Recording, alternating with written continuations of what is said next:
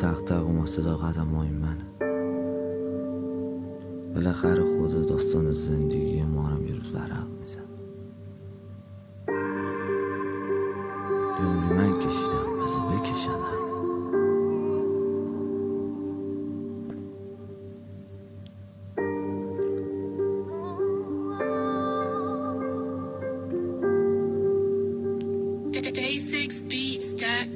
صدا تق تق اومد صدا قدمای منه.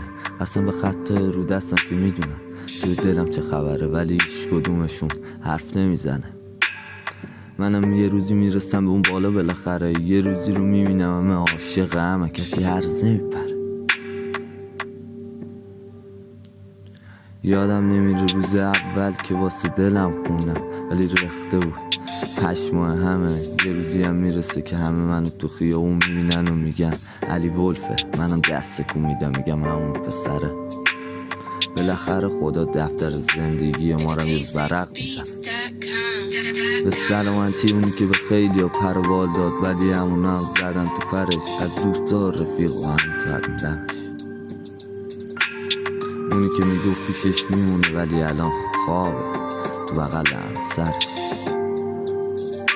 تو بغل همسرش.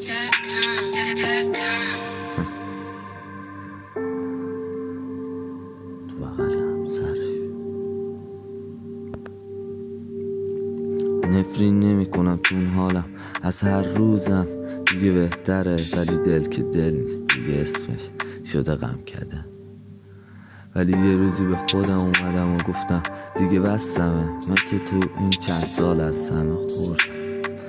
ولی الان خودمو شکر میکنم که روال زندگی توی دستمه. یه عمری من کشیدم، پس بذار بکشن همه.